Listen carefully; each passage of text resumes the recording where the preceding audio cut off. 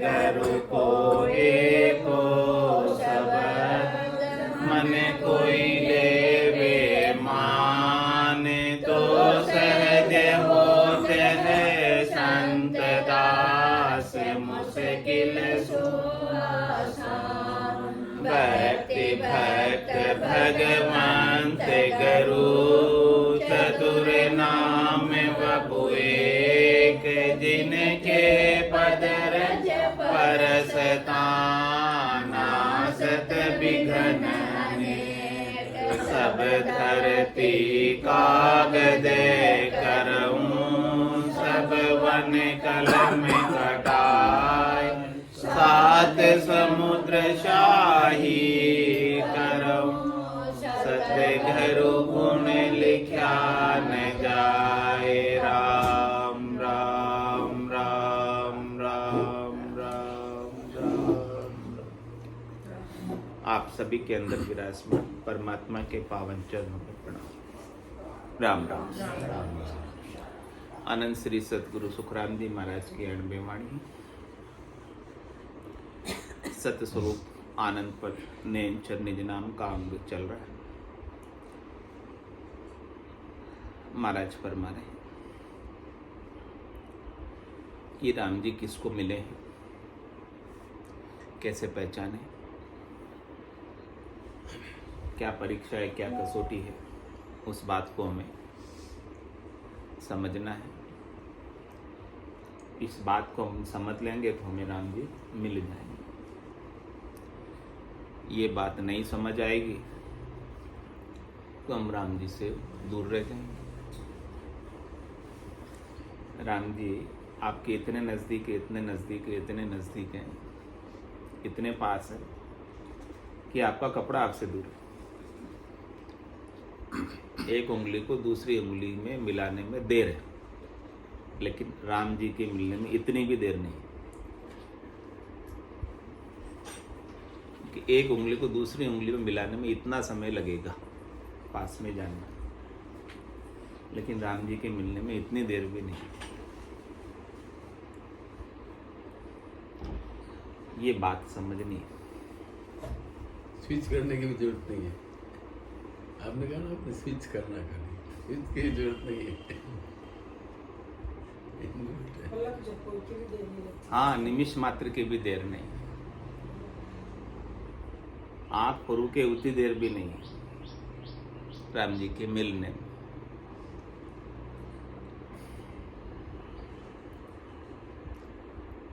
तो ऐसे मिले हुए राम जी को हम भूल बैठे हैं। ऐसे मिले हुए राम जी का हम आनंद प्राप्त नहीं कर रहे। ऐसे मिले हुए राम जी की समझ हमें नहीं।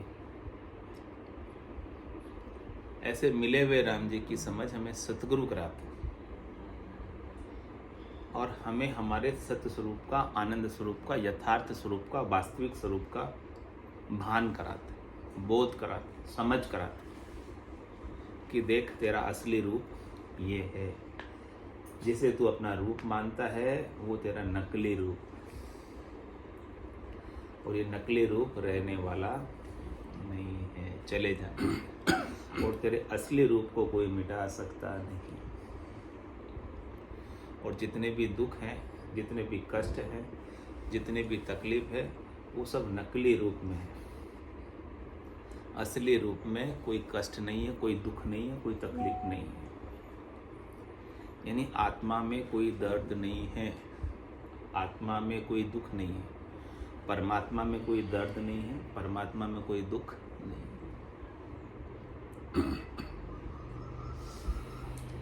डॉक्टर आपका ऑपरेशन करता है तो उस समय क्या करता है, आपको निश्चेतन कर देता है। निश्चेतना विभाग वाले आते हैं और वो निश्चेतन कर देते हैं। यानी आपकी चेतना को उस समय, चेतन को नहीं, चेतना को शून्य कर देते हैं। तो फिर आपको, आपके अंगों को काटते हैं, चीरते हैं, फाड़ते हैं। हाँ, कोई दर्द होता है आपके? बातें कोई दुख होता है, कोई तकलीफ होती है, कोई कष्ट होता है, तो दुख किस में है, दर्द किस में है, तकलीफ किस में है? आत्मा में। उस समय आत्मा तो रहती है, आत्मा तो कहीं जाती नहीं है, फिर भी आपको दुख की अनुभूति, दर्द की अनुभूति, तकलीफ की अनुभूति, कष्ट की अनुभूति नहीं होती। तो सारे दुख किस में है, सारी तकलीफ किस में है, सारे कष्ट किस में है? आपके शरीर में, आपके मन में, आपकी बुद्धि में, आपके चित्त में, आपके अहम में। आत्मा में कोई कष्ट नहीं, आत्मा में कोई तकलीफ नहीं, आत्मा में कोई दुख नहीं, आत्मा में कोई विकार नहीं। वहां तक हमें पहुंचना। हमें दिखाई यही देते हैं सब। हमारा मन हमें दिखाई देता है, हमारी बुद्धि हमें दिखाई देती है, हमारा चित्त हमें दिखाई देता है, हमारा शरीर हमें दिखाई देता है, हमारे प्राण हमें दिखाई देते हैं, जिसमें सब दुख, दर्द, तकलीफ है, कष्ट है। लेकिन जो निर्विकार है, जो अविनाशी है, वो हमें दिखता ही नहीं, नजर ही नहीं आता, जबकि वो सबके पास है।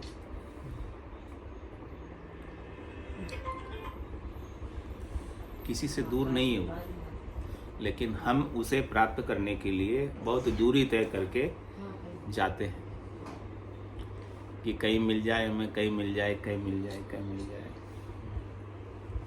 मिलेगा कहाँ? पेट के अंदर ही मिलेगा, आपके भीतर ही मिलेगा। वो आप स्वयं ही हैं। तो आप स्वयं से स्वयं की खोज करो, स्वयं से स्वयं को पहचानो, तो महाराज कह रहे आपको राम जी मिल जाएंगे। इसके बिना तो बाहर से अपन देखते हैं, इंद्रियों के द्वारा हम देखते हैं कि हमें राम जी मिल जाए इंद्रियों से, बाकी इंद्रियों से राम जी मिलने वाले नहीं है, क्योंकि वो राम जी तो इंद्रियातीत है। इंद्रियों से देखने में आते नहीं, सुनने में आते नहीं, बोलने में आते नहीं, सूंघने में आते नहीं, पकड़ने में आते नहीं। रूप देख देखण के माही, दिष्ट मुष्ट में आवे नहीं। राम कागदा ऊपर मंडे नहीं, मुख और जीभ पर आवे नहीं। तो कैसे देखें? सतगुरु की ज्ञान दृष्टि से ही देख पाओगे, सतगुरु की दिव्य दृष्टि से ही देख पाओगे, सतगुरु की ब्रह्म दृष्टि से ही देख पाओगे। उसके बिना ये तीनों दृष्टियां आपको यदि प्राप्त नहीं होगी, तो आप कौन सी दृष्टि में रहोगे? देह दृष्टि में रहोगे। फिर दूसरी दृष्टि आपकी जीव दृष्टि में रहोगे। तीसरी जो आत्म दृष्टि है, परमात्म दृष्टि है, वो मिलेगी नहीं बिना सतगुरु। सभी आपको देह दृष्टि वाली बात बताएंगे, देह के सुख दुख बताएंगे, जीव दृष्टि वाली बात बताएंगे कि ये जीवात्मा इस शरीर को छोड़ के दूसरे शरीर में चली जाती है और वहाँ सुख दुख भोगती है। लेकिन सुख दुख से रहित भी तो कोई है, पाप पुण्य से रहित भी तो कोई है, भरम कर्म से रहित भी तो कोई है। उससे लिव कौन लगवाएगा? उससे नाता कौन जुड़ाएगा? वहाँ तक कौन लेके जाएगा? उसकी समझ कौन कराएगा? सदगुरु। सदगुरु करा देंगे उसकी समझ? नहीं कराएंगे सदगुरु, सतगुरु ही कराएंगे। सदगुरु तो हद की समझ कराएंगे, यानी शरीर की समझ कराएंगे, संसार की समझ कराएंगे, इंद्रियों की समझ कराएंगे, वस्तुओं की समझ कराएंगे, व्यक्तियों की समझ कराएंगे, जिनसे फल मिलते हैं, सुख मिलते हैं, उसकी समझ कराएंगे सदगुरु। हाँ, किसी चीज को देखते हैं बाहर, कैसे गौर करके देखते हैं, ऐसे अंदर गौर करके देखो। तो महाराज कह रहे आपको कौन से गुरु ढूंढने? सदगुरु ढूंढने कि सदगुरु ढूंढने? 7 गुरु का अंग आएगा इसके बाद, तो 7 गुरु बताए महाराज ने। कह रहे बाप माई गुरु पेल है, सुन जो सब संसार, रकत बूंद सुखराम के बगसी धात विचार। पहले गुरु कौन है? बाप है। दूसरा गुरु कौन है? माँ है। फिर सुन जो गुण एक करे, दास महापलट पाले देह, अंजल सो सुखराम के बालक लग मुख ले। मात पिता गुरु एक ही, तिन में फेर न सार, मोख मिले सुखराम के वह गुरु और विचार। माता और पिता तो गुरु है, क्योंकि उन्होंने आपको जीवन दान दिया, लेकिन मोक्ष प्राप्ति कराने वाले सतगुरु अलग है। करे दूजा गुरु सुखराम के दाई है जुगमाई, मल मूत्र सु काट कर लियो कंठ लगाए। तो दाई को भी तीसरा गुरु बताया। और कह रहे 10 दिन करे है चाकरी, न्याय जुलावे आण, दाई गुरु सुखराम के एता गुण बखान। दाई का कितना गुण है, नावण तक आपकी, हाँ तक आपकी जो है वो साफ सफाई करेगी, आपको रोगों से बचाएगी, मल मूत्र से बचाएगी। उसका भी उपकार है, वो भी गुरु है, दाई भी। तो दाई गुरु गुण एक किया, सुन जो सब संसार, पार लंगे सुखराम के, सो गुरु करो विचार। दाई भी गुरु है, लेकिन दाई आपको क्या करेगी, बीमारी से बचा देगी। बचपन में बहुत से बच्चे ऐसे गंदी अवस्था में रहते हैं तो उनके रोग लग जाते हैं, बैक्टीरिया लग जाते हैं, उससे वो मृत्यु को प्राप्त हो जाते हैं। उसने भी बचाया, दाई ने भी। और कह रहे तीजा गुरु सुखराम के, विपर कहिए आण, वे दाता इन वस्त्र का नाव कड़ावे आण। फिर इसके बाद में, दाई के बाद में, प्रथम गुरु पिता, दूसरे गुरु माता, तीसरे गुरु दाई, और चौथे गुरु जो नामकरण संस्कार कर देते हैं। ब्राह्मण जो आपका नाम निकालते हैं वो भी गुरु है, क्योंकि आप उस नाम से पहचाने जाते हैं, नहीं तो सब एक ही हो जाएंगे, अलग अलग कैसे पहचानेंगे, तो वो भी गुरु है। तो ब्राह्मण गुरु सुखराम के देही का होई, जामण मरणो होई ये, तागुण पूजे लोई। इस देही के गुण है, गुरु है ब्राह्मण। दही का आपको सुख बताएंगे, दही के फल बताएंगे, इस दही में कैसे रहना है वो सब बताएंगे, कर्म कांड बताएंगे। तो ब्राह्मण गुरु सुखराम के, सुनजो सब नर नार, देह को पाड़ियो नावरे, ये फल दियो। ये फल है उनका ब्राह्मण का, कि आपका देह का नाम पाड़ देंगे, नामकरण संस्कार कर देंगे। तो ये तीनों गुरु हद का, बेहद का गुरु नाय, ब्राह्मण सुखराम के जति वेद कुआय। ये सब हद के ही गुरु है आपके।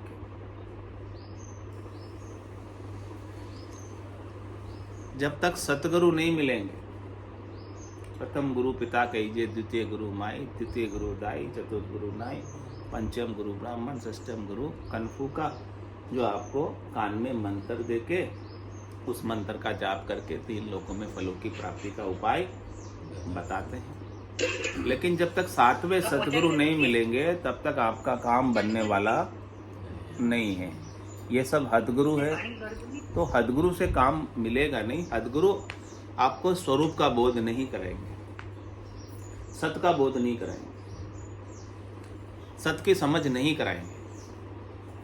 हाँ, उनका उपकार है, लेकिन उनका उपकार एक लिमिटेड, असीम नहीं, अनंत नहीं, अपार नहीं, अगाध नहीं। लेकिन सतगुरु का जो उपकार है, 3 लोक फिर देखा है लोई, गुरासारी सर्वर अवर्ण। सतगुरु के समान दूसरा और कोई नहीं।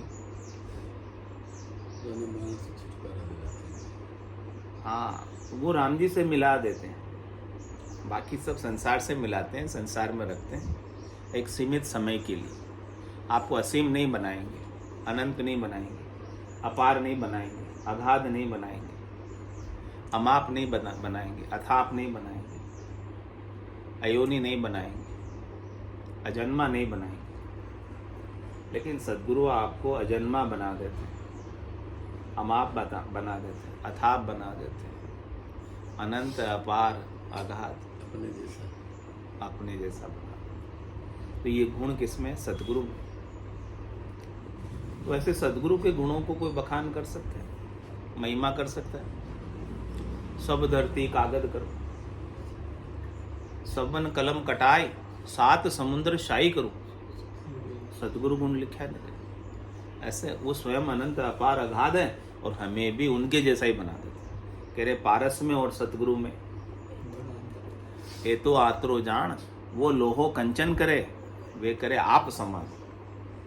पारस तो लोहे को सोना ही बनाता है, लेकिन पारस नहीं बनाता है। लेकिन सतगुरु तो स्वयं अनंत, अपार, अगाध, गुरुपद देश के वासी, आपको भी वैसा ही बना देते। यानी सतगुरु आपको अपने समकक्ष बना देते, समान बना देते। वो स्वयं राम रूप है, स्वयं राम स्वरूप है, और आपको भी राम रूप, राम स्वरूप बना देते हैं। राम रूप, राम स्वरूप में न कोई छोटा है, न कोई मोटा। छोटा और मोटा किससे है सब? माया से। जिसके पास माया अधिक या जिसके पास माया का बल अधिक, वो इस संसार में मोटा कहलाता है। जिसके पास माया कम या माया का बल कम, वो छोटा कहलाता है। लेकिन जिसके पास परमात्मा का बल है, परमात्मा की ताकत है, परमात्मा की शक्ति है, स्वरूप का बोध है, वो न छोटा है न मोटा है, वो सब समान है। उसमें मोटा होने का और छोटा होने का भी सुपीरियरिटी कॉम्प्लेक्स, इंफीरियरिटी कॉम्प्लेक्स नहीं है, ग्रंथि नहीं है। न वो ऊंचा है न वो नीचा है। महाराज कह रहे हैं ऐसी समान अवस्था को जिसने पा लिया ना, उसको राम जी मिल गए। जिसके सारे कॉम्प्लेक्स समाप्त हो गए, कोई कॉम्प्लेक्स बचे ही नहीं। न मोटा होने की ग्रंथि रहे और न छोटा होने की ग्रंथि रहे। यानी माया की ग्रंथि सारी हमने जो बांध रखी है, माया की गांठ जो हमने बांध रखी है, वो गांठ खुल जाए, बस इतना ही काम। और सद्गुरु वो गांठ खोलने का ही उपाय करे। जड़ और चेतन में जो ग्रंथि पड़ गई है, गांठ पड़ गई है, ऐसे अभिन्न हो गए जड़ चेतन कि वो अलग अपने को महसूस ही नहीं कर पा रहे, अलग अपने को अनुभव ही नहीं कर पा रहे। सद्गुरु उसे अलग अनुभव कराते हैं कि देख तू इनसे अलग है, तू वो नहीं है, तू जड़ नहीं है, तू माया नहीं। तो अपनी सद्गुरु अपनी दृष्टि को बदल देते हैं, अपनी देह दृष्टि को बदल देते हैं, जीव दृष्टि को बदल देते हैं, परमात्मा दृष्टि कर देते हैं आपके अंदर। देह दृष्टि से आप दास कहलाते हैं परमात्मा के। देह है जब तक परमात्मा के दास। और जीव दृष्टि से क्या कहलाते हो? परमात्मा के अंश, ईश्वर अंश, जीव अविनाश। अभी अंश है, जब तक जीव है तब तक अंश है, अंशी में नहीं मिला। अंश और अंशी में फर्क रह रहा है अभी। वो जीव दृष्टि कि मैं उनका एक अंश हूं, मैं एक बूंद हूं सागर की। तो ये क्या हो गई? जीव दृष्टि हो गई। जीव बना हुआ है, देह दृष्टि से दास और जीव दृष्टि से अंश। किसका? परमात्मा। और देह दृष्टि से दास किसका? परमात्मा। और जिस दिन आत्म दृष्टि आ जाएगी, परमात्म दृष्टि आ जाएगी, उस दिन वो परमात्मा का स्वरूप ही है। उसमें और परमात्मा में कोई अंतर नहीं। जिनगट सुमिरन राम को ते नर मुक्ता जान, ते नर हर अंतर नाई, नानक साची जान। उस नर में और हर में कोई अंतर नहीं है। जिनके घट में राम का सुमिरन हो गया, जिनके घट में स्वरूप का बोध हो गया, जिनके घट में सतनाम कुदरत कला नेचर का अनुभव हो गया, जिन्होंने अपने सत्स्वरूप को पहचान लिया, अब उनमें और हरि में, राम जी में अंतर बचा नहीं। क्योंकि उन्होंने अपनी देह दृष्टि, जीव दृष्टि दोनों मिटाकर स्वरूप दृष्टि में आ गए। और देह दृष्टि में जब तक रहेंगे तब तक मरना निश्चित है। जिसका संयोग हुआ है देह का, तो वियोग आया है सो जाओ सी। राजा रंग फकीर, एक सिंहासन चढ़ चढ़े, एक बंदे जंजीर। तो सिंहासन पर चढ़कर कौन जाएंगे? जो सुख पूर्वक देह छोड़ने को तैयार है, यानी जिन्होंने अपने स्वरूप को पा लिया। जो अपने स्वरूप को पा लेते हैं, अब उनको देह का कोई प्रयोजन नहीं रह जाता है, यानी देह से सुख लेने की इच्छा बाकी नहीं रह जाती।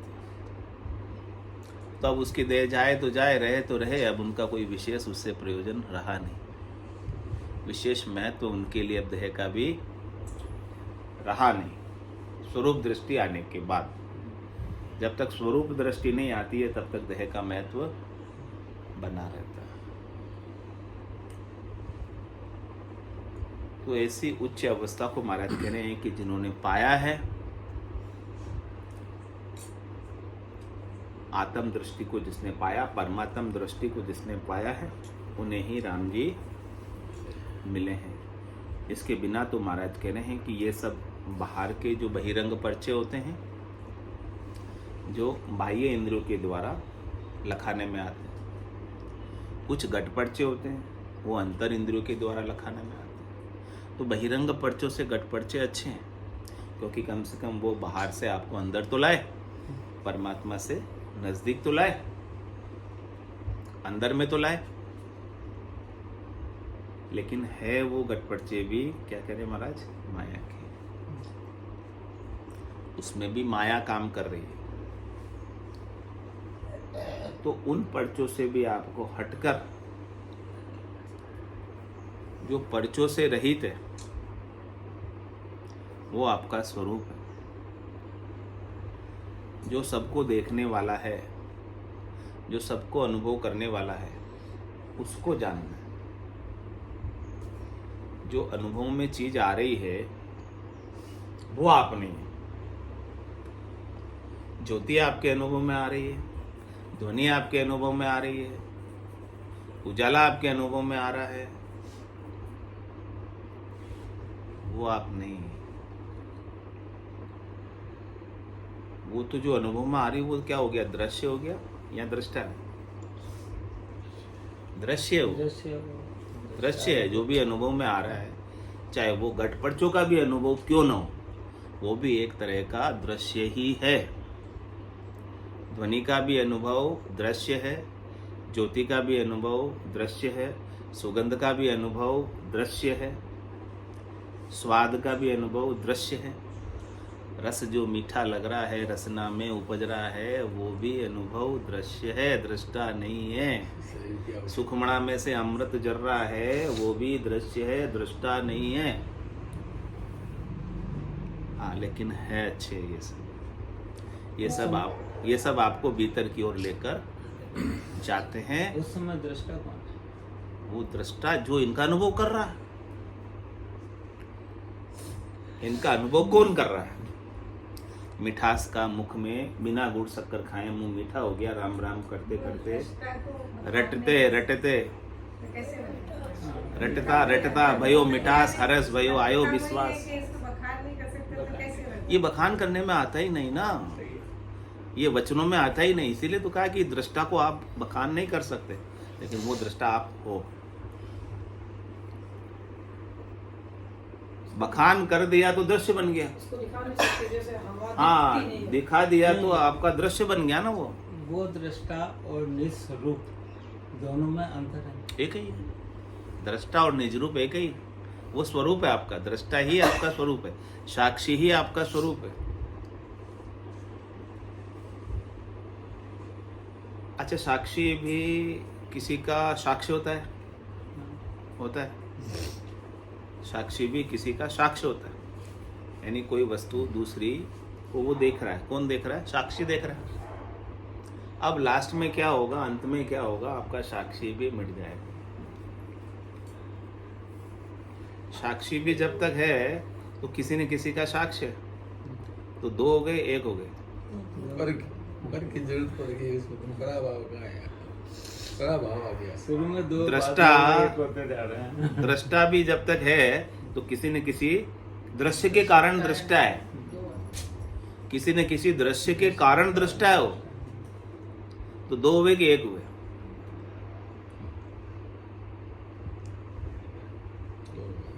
दो है। हाँ, दो। तो आप दृष्टा भी नहीं है, आप साक्षी भी नहीं है।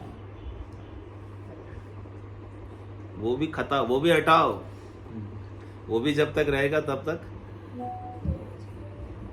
दो रहेंगे। तो क्या है? निरखत निरखत बिगन को सबे चैन मिट जाए, जो नर को सुखराम के नींद कराए शिव। जैसे गहरी नींद आ जाती है, उस समय आप अपना देह भाव छोड़ देते हो, यानी आपकी जागृत अवस्था चली जाती है, और आपकी सुसुप्त अवस्था यानी जो स्वप्नों की अवस्था है वो भी चली जाती है, नहीं रहती। तुरिया अवस्था वो भी चली जाती, तुरियातीत अवस्था जिसमें कुछ भी नहीं केवल शून्य, सब हटाते जाओ। सुन सागर पे पहुंच जाते लास्ट में जो बचेगा ना, वो आपका स्वरूप है। जब तक आप कुछ भी बने रहोगे, साक्षी भी बने रहोगे, तो आपने आपको नहीं पाया। दृष्टा भी बने रहोगे तो आपने आपको नहीं पाया।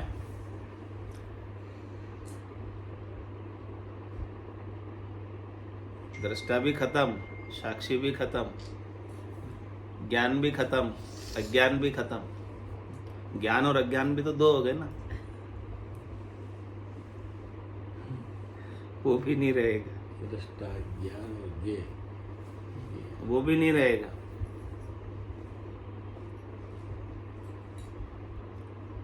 किसी चीज का आपको कभी ज्ञान है, कभी अज्ञान भी हो जाएगा, कभी अज्ञान है तो ज्ञान भी हो जाएगा। तो ज्ञान और अज्ञान भी आने जाने वाला ही हुआ या रहने वाला हुआ, ये बताओ। दो रहा है, जोड़े से रहा है, आने जाने वाला हुआ ना, परमानेंट तो नहीं हुआ ना। जैसे चने की दाल है, तो परमानेंट क्या है? कुछ है इसके। परमानेंट आप ही हो बस, सत। गे हो गया, परमानेंट आप हो बस, आप हो बस, आप हो बस। आपके सिवाय दूसरा और कोई नहीं है। वो परमानेंट, वो आपका स्वरूप है जो परमानेंट है। इसलिए कहा ना, ज्ञान में भी नहीं है। ज्ञानी अर्थ माय सो खोजे हो, अर्था सो न्यारो, क्यों कर मिले पंडित को साहेब सस्वरूप विचारा। ये सस्वरूप का विचार क्यों कर मिले, कैसे मिले? ज्ञानी ज्ञान में खोजता है, महाराज के ज्ञान में भी नहीं है। ज्ञान के साथ अज्ञान जुड़ा हुआ है, जोड़े से। सुख जा दुख दिवस जा रवि, जहाँ जन्म जा मरना, ज्ञान विचार गुरा का देखो काल पास क्यों करना।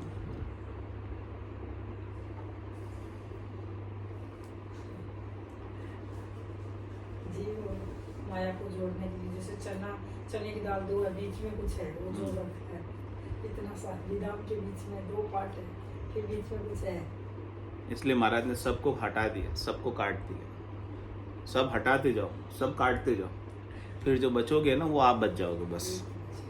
वही आपका स्वरूप है। कुछ भी रहेगा, कुछ भी बने रहोगे, कुछ भी बनाए रखने का प्रयास करोगे, कुछ भी बचाए रखने का प्रयास करोगे, तब तक राम जी नहीं मिलेंगे।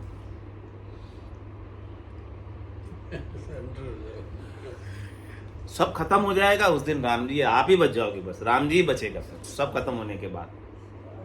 क्योंकि पूरी सृष्टि खत्म होती है, लय होती है, फिर कौन रहता है? सतही तो रहता है। महाप्रलय में क्या होता है? सब कुछ खत्म हो जाता है, लेकिन फिर भी कोई तो रहता है। ऐसे आप अपना महाप्रलय कर लो जीते जी, सब कुछ हटा दो, सब कुछ जला दो, सब कुछ मिटा दो, फिर जो आप बचोगे ना वो रहने वाले बचोगे। फिर आपको कोई डर नहीं है। जो आपने बचा रखा ना, उसी के जाने का ही तो डर है, और किसका डर? ये शरीर नहीं चला जाए, बचा रहे, इसी का ही तो डर है। चला नहीं जाए कहीं, इसी का ही तो डर है। और किसका डर है? रहने वाले का डर थोड़ी है आपको। रहने वाला तो जाता ही नहीं है, उसका तो डर है। हमें चिंता किसकी होती है? दुख किसका होता है? त्रास किसका होता है? रहने वाले का या नहीं रहने वाले का? किसका होता है? नहीं रहने वाला क्या होता है, रहने वाला तो है ही अंदर।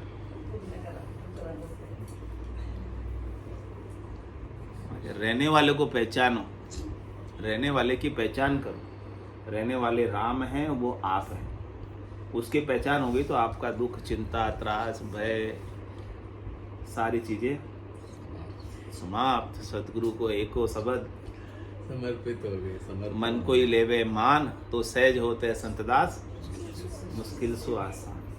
अब आपने रहने वाले को जान लिया, रहने वाले को समझ लिया, रहने वाले को पा लिया। अब कोई डर रहा है क्या? अब कोई फोबिया, अब कोई चिंता, अब कोई दुख, अब कोई त्रास, अब कोई मुश्किल, अब कोई तकलीफ, अब कोई कष्ट, कोई बचा क्या? अब आपके लिए दुख का लेश मात्र भी कारण नहीं है, यदि आपने रहने वाले को पा लिया, पहचान लिया। पा लिया, पहचान लिया। आपने अपने स्वरूप को पा लिया, निज स्वरूप। उसी को राम जी मिले, ये पहचान बनी। ये राम जी किसको मिले, ये पहचान है कि आपने रहने वाले को पा लिया और जाने वाले को छोड़ दिया। छोड़ दिया मतलब उसकी आपने आसक्ति, चाहना, इच्छा, वासना, आशा, तृष्णा, मनोरथ, मनोकामना, संकल्प, विकल्प का त्याग कर दिया। यही वैराग है। ये ज्ञान से हुआ। महाराज ऐसे नहीं छोड़ने के, सबको नहीं छोड़ना, सबके संग रहते हुए असंग रहना, सबके अंदर रहते हुए निर्लेप रहना। जग में रहूं तो ऐसे रहूं जो जल में कमल का फूल है। रहना यही है, कहीं नहीं जाना। लेकिन यहाँ रहते हुए जैसे सिंगी मच्छी खारे समुद्र में रहती, लेकिन वो खारे समुद्र में रहते हुए मीठे पानी की शीर पीती, तो आपको भी ऐसे ही स्वरूप का बोध करके निर्भय, निश्चिंत, निशोक, निडर हो जाना है और मीठे पानी की शीर पीना, आनंद में रहना है। आप आनंद स्वरूप हो, इसलिए आपको आनंद में रहना है। आपका स्वरूप सच्चा है, इसलिए आपको कोई डर नहीं होना चाहिए, भय, चिंता, दुख, त्रास नहीं होना चाहिए। ऐसी स्थिति को जो पा जावे तो महाराज कह रहे राम जी मिल जाते हैं। इसके बिना तो कह रहे हैं कि नैण मूंद कोई मूर्त जोवे तो प्रतिबिंब स्थूल का होवे। आंख बंद करने से कुछ दिख रहा है रूप, ये तो स्थूल का रूप दिखता है, भगवान का रूप नहीं दिखता। वो भगवान का रूप तो देखने में आता है, अरूपी है, अरूपी बाग है, अरूपी फूल है, अरूपी खुशबू है, सब चीजें अरूपी है उसकी। तो दासातन गह नर कोई तो कंगाल बहुत जग होई। कोई दासातन कहने से कह रहे कि दास बन जाए तो हमें भगवान मिल जाएंगे। तो संसार में दास तो कंगाल तो बहुत है, उससे नहीं मिलते। कह रहे मस्त मान अभिमान न राखे पांचों भोग परख नहीं चाके। कह रहे कोई मस्त रहता है, बिल्कुल अभिमान नहीं करता है, गर्व नहीं करता, गुमान नहीं करता है, और पांचों प्रकार के भोग में लिप्त नहीं रहता है, शब्द में, रूप में, रस में, गंध में, स्पर्श में। तो महाराज कह रहे कि ऐसे तो बेंडा सुनो बहुत जगह होई, मूर्ख थके न समझे कोई। ऐसे तो बेंडे बहुत है जिन्हें स्वादों का पता ही नहीं है, जो पागल होते हैं, जिनकी बुद्धि मंद होती है, उनको क्या पता इन सब स्वादों का। तो क्या उनका मोक्ष हो जाता है? वो पांचों भोगों को नहीं भोगते, पागल होते, क्योंकि उन्हें समझ ही नहीं है पांचों भोगों की। कैसे भोगेंगे? वो पांचों भोगों में उलझे हुए नहीं है, तो मुक्त हो जाने चाहिए, मोक्ष मिल जाना चाहिए उनको। वो तो पागल है, तो पांचों भोगों में है ही नहीं, वो तो समझ ही नहीं है पांच भोगों की। उन्हें मूर्ख है, उसे क्या समझ है? समझ ही नहीं है भोग भोगने की, तो कैसे भोगेगा? तो भोगता नहीं तो उसका तो मोक्ष हो जाना चाहिए ना। जो भोग नहीं भोगते उसका मोक्ष हो जाता है। महाराज के भोग भोगने से या भोग नहीं भोगने से भी मोक्ष नहीं। सब भोग में रहते हुए आपको अपने स्वरूप को पाना है, तभी मोक्ष होगा। भोग सब प्रकृति के हैं, आप प्रकृति नहीं है। गुण गुणों में बरत रहे, रजोगुण, सतोगुण, तमोगुण, ये सब माया के हैं। ये माया माया में बरत रही, लेकिन आप माया से अतीत हैं। ये अपना काम करेंगे, शरीर अपना काम करेगा, आपकी जो अंतर इंद्रिया अपना काम करेगी, आपकी बाह्य इंद्रियां, कर्मेंद्रिया, ज्ञानेंद्रिया अपना काम करेगी, लेकिन आप इससे अलग हो रहे। सब कुछ करते हो उस घंटे को पकड़े हो। हाँ, सब कुछ करते हुए आप अपने स्वरूप में लगे हो। आसन हमारा गिगन मंडल में रहूं जगत के माई। क्या जगत छोड़ के और कहीं चले जाओगे? घर छोड़ के और कहीं चले जाओगे? संसार छोड़ के और कहीं चले जाओगे? रहना तो यही है। आसन हमारा, लेकिन वो स्वरूप में हमारी स्थिति रहे। आसन हमारा गिगन मंडल में रहूं जगत के माई। मेरे को मेरा जन जाने, औरा को गम नाई। जिसने मेरे ज्ञान को धारण किया, जिसने मेरे ज्ञान को प्राप्त किया, जिसने अपने स्वरूप का बोध किया है, वही इस बात को जान सकता है। दूसरे सब कोई नहीं जानते इस बात को।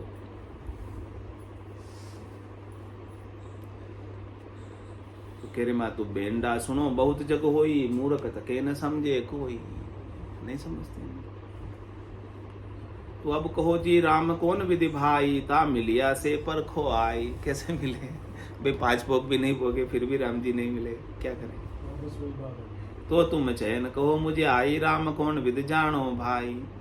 जहाँ ये पूछ पराक्रम होई, सो पर से माया कहूँ तो। कोई कहे कि भाई किसकी पहुँच बहुत लंबी हो, बहुत पराक्रम बोध हो, जिसके पास होणकाल की कड़ाएं हो, जिसके पास माया की कड़ाएं हो, जिसके पास सब सर्वगुण संपन्न हो, उसको राम जी मिले। तो महाराज कह रही ये तो सब माया के गुण है। होणकाल की कला भी माया की है, माया की कला भी माया की, होणकाल की कला भी माया की। तो छोटी बड़ी कला सुख आवेगे, अचानक प्रकटे आवे। छोटी बड़ी कलाएं हैं, ये तो गेबो अचानक प्रकट होती है, उससे भी राम जी मिलते। अब तुम चीन्यू राम कौन विदाणी, सो मत तुम्हारी कहो बखानी। अब सबकी महाराज इतना पूरा आपने स्वरूप का पाठ सुन लिया, समझ लिया। अब तुम्हारी मति में क्या बैठा है, अब आप उत्तर देना। महाराज कह रहे मैं तुम्हारे ऊपर छोड़ता हूँ। तुमने समझ लिया सब बात कि राम जी कैसे मिलते हैं।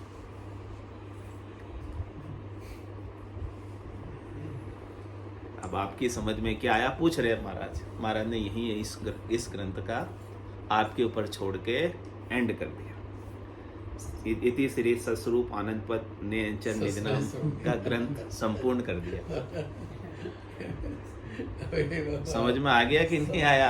आपकी मति में इतना समझाया, बैठा कि नहीं बैठा है पूछ रहे। आपकी मति में बैठ गया कि आप अपने स्वरूप का बोध करो, आप अविनाशी स्वरूप का बोध करो। उसे ही राम जी मिले हैं, बाकी किसे नहीं मिले। जो अभी देह भाव में, जीव भाव में, उसे राम जी नहीं मिले। जो अपने स्वरूप में आ गया उसे राम जी बोलो, अभ्यास करना पड़ेगा इसके। बोलो राम सद्गुरु देव जी महाराज ने धन्य हो। परम दयाल सद्गुरु सुखराम जी महाराज ने धन्य हो। अनंत श्री सद्गुरु सुखराम जी महाराज के ज्ञान सस्वरूप भगवान ने धन्य हो। केवली भगवंता ने धन्य हो। जीवा तारण जहाज ने धन्य हो। मोक्ष के मालिका ने धन्य हो।